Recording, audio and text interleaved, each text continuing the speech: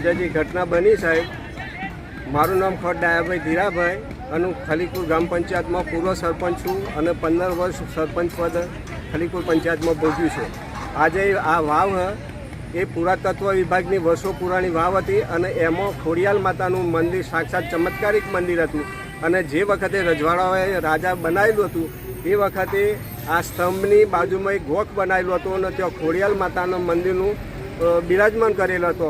અને એ મંદિર આ લોકોએ આજે વાવને તોડફોડ કરી અને મંદિરને મૂર્તિને નુકસાન કરીને મૂર્તિને દબાઈ દીધી છે. અને ખરેખર જે પુરાતત્વ વિભાગને જાણ કરી, બીજા કલેક્ટરોની આજુબાજુના જે એને કર્યું, અધિકારીઓને જાણ કરી, છતાંય મીઠાઈનો પડીકો લઈ, મોટા પડીકો લઈ અને આ લોકોએ કોઈ ધ્યાન આપ્યું નહીં અને વાવનું પૂરણ કરી નાખ્યું છે. અને આ જે પુરાતત્વ વિભાગ છે એ કલેશ્વરીમાં જે તખતસિંહ રાજા હતો લુણાવાડાનો, એ રાજાએ જે વાવો બનાવી એના કરતાં આ અમારી જે વાવ ખલીપુરની સહયોગ ચોકડીની બાજુમાં એ વાવ ખરેખર એની કોતરામણી અને એનું જે સ્તંભ એ અલગ પ્રકારના, એવા તો કલેશ્વરીમાં નથી. છતાંય જો કલેશ્વરીમાં એક પુરાતત્વ વિભાગ આ રીતે એમ કરતું હોય તો આ તો લગભગ 100 વર્ષ પુરાણી વાવ અને 7-8 ઉતારામાં વાવવાળું ખેતર બોલે છે અને વાવ ચોક્કસ છે. અને જે મોડાસાનો રાજા હતો, મોડાસાને એ રાજાએ પણ આ મંદિરનો વારંવાર દર્શન કરવા આવતો અને બાજુમાં મોડાસાની પબ્લિક પણ વારંવાર રવિ શનિએ દર્શન કરવા આવતી. અને આ લોકોએ ઝાડો કાપી નાખ્યો, મૂર્તિનું તોડફોડ કરી અને મૂર્તિનું વાવને સીલ એમ કરી નાખ્યું. અને ખરેખર આવું કરાય નહીં. અને જો મંદિરનું આ રીતે કરે તો બીજાના આસ્થાને જે નુકસાન થયું અમને, ખરેખર અમને બહુ ભારે નુકસાન થયું.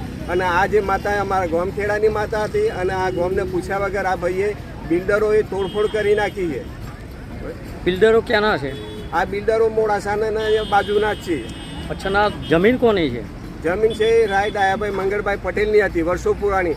અને આ 1938ની સાલમાં જ્યાં અમારો જન્મ નહોતો, અમારી માએ પણ લગ્ન નહોતું કર્યું, એ વખતની રાજા મહારાજોવાળાની 1000 વર્ષ પુરાણી વાવ છે. અને આ વાવ ચમત્કારિક છે કે આ વાવની અંદર પાણી પણ મટી શકતું નથી. અને આ વાવમાં જે